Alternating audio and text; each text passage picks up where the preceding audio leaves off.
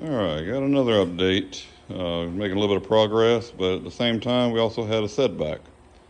Setback being right here in the transom. For those that have been following along, you may notice that there's a change going on here. What we had before in the past, we had a little ramp that went down to the bottom. We actually had a channel that would come through here to your back deck. So anything kind of back in this area would drain out the back of the boat.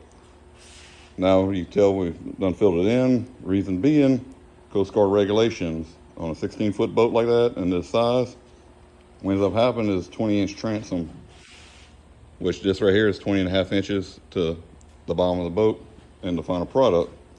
Issue being is, it means the water line where it comes through here, the water ingress into the boat has to be at least 20 inches for your horsepower rating.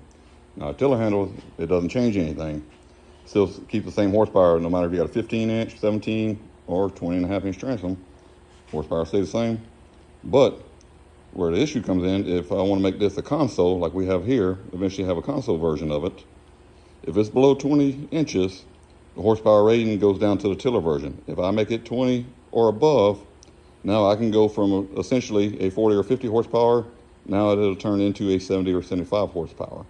So what it is, made this change here, so it's still going to work with your tiller, nothing changes here.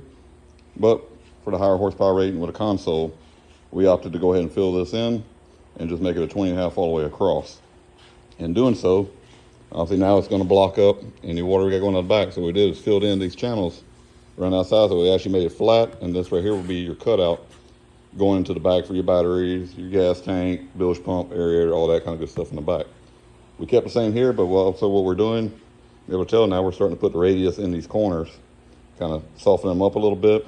Still have to go back here and put a chamfer. You can see the line here. Got to put an angle. So the idea is these doors will fold back this way. Hinges will be back here on this end of it. Problem is, with an 1.5 inch deep channel on the side here, obviously this bottom, when it goes to raise up, it's going to hit this door. So we got to put a little bit of a 45-degree chamfer in here, allow the door to miss the channels here. Just one little small thing on there, still working in the back over here. Nothing's really changed. Nothing's really changed on this side, just going through all of them. Like we said, we're just going ahead and filling in, putting the chamfers on that end of it. Still up here on the bow panel. So removal, we went ahead and filled this kind of part in here, kind of soften up. That way in the finished product, you actually have a spot to put your fasteners to go across right here, attach this back on the final product. So you got a little bit of primer, kind of cleaning it up. Still got a lot of work to do, but right now the focus is to go on the inside, get everything I need to do on the inside of it, get that ready, and then start working from your top cap back over. Now we still got to make sure on all these angles here, same thing on the other side, any of these angles, got to do a little bit of work on this, make sure I got a good draft angle. If I have a negative draft angle, which means it's turned this way, this thing will not pop the mold off. The mold will be stuck to the plug, same thing with the final product. So you got to have a little bit of a negative draft angle, even if it's a 1/2 degree, 1 degree, doesn't take much, but need at least a small draft angle on there to make this thing pop out. Otherwise, it's going to get stuck together. Same thing on the sides. And once we get done on everything on the outside, we're going to go ahead and put the flange all the way around, tidy it up, and then after that, we're going to put a few coats of Duratec surfacing primer on here. Obviously, that's going to give us our smooth finish once we get it all sanded, find any imperfections, go ahead and get them fixed. That way our plug comes out nice and smooth right the first time.